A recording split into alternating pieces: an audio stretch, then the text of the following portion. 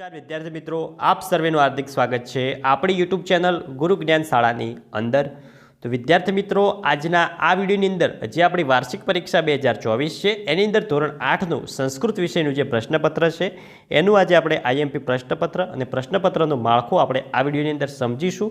તો વિડીયોને તમારે છેલ્લે સુધી સ્કીપ કર્યા વગર પૂરેપૂરો જોવાનો છે અને વિડીયોને જો હજી સુધી તમે લાઇક ના કરી હોય તો લાઇક કરી, ચેનલ ઉપર નવા હોય તો ચેનલને પણ અચૂકથી સબસ્ક્રાઇબ કરી લેવાની છે। તો ચલો વિદ્યાર્થી મિત્રો, વધુ ટાઈમ વેસ્ટ ન કરતા આપણે વિડીયોની શરૂઆત કરીએ। તો પ્રશ્ન 1નો અ છે કે નીચે આપેલા ફકરાનું ગુજરાતીમાં ભાષાંતર કરો, એટલે કે જે તમને નીચે પેરેગ્રાફ આપેલા છે એનું તમારે ગુજરાતીમાં અનુવાદ કરવાનું છે। તો મિત્રો આ તમે જોઈ શકો છો, આ મિત્રો જે પાઠના હોય એ પાઠમાં તમારે જઈને સાચું ભાષાંતર તમારે આખા પાઠનું વાંચી લેવાનું છે, જેથી કરીને આખા પાઠમાંથી મિત્રો તમને ગમે તે પેરેગ્રાફ પૂછાય તો પણ તમે પરીક્ષાની અંદર લખી શકો। નેક્સ્ટ આગળ વધીશું। તો આગળ છે કે નીચે આપેલા શ્લોકોનું ગુજરાતીમાં ભાષાંતર કરો।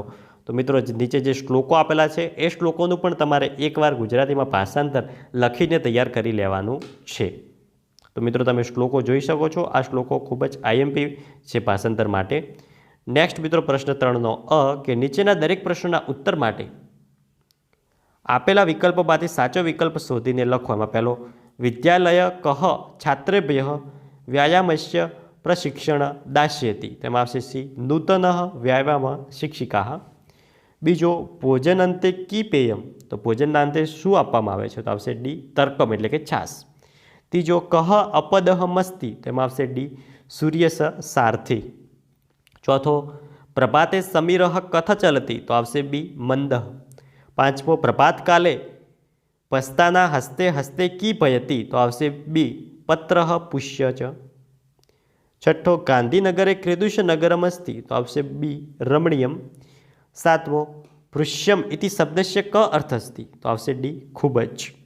આઠમો માત્રાવાલા કથ ક્ષતિગ્રસ્તસ્ય સિંહસ્ય શ્રુતુતામ અફરોત, તો આવશે એ ચિકિત્સકમ આનીય। નેક્સ્ટ છે મિત્રો વિધાનો સાચા છે કે ખોટા તે જણાવો। પહેલો ઇદાનીમ અહ જનેભ્ય કંબલાના વિતરત કરોમી, તો એ મિત્રો આવશે ખોટું। બીજો પ્રભાત વેળાએ લોકોની ઊંઘ અને સુસ્તી દૂર થતી નથી, આવશે ખોટું। ત્રીજો પ્રતિદિન બહવ અભિનેતારાહ ઇતસ્ય મંદિરસ્ય દર્શનાર્થ આગચ્છતિ, ખોટું। ચોથો મિત્રો અને શત્રુઓ આપણા વ્યવહારથી જ થાય છે, તો મિત્રો આવશે સાચું।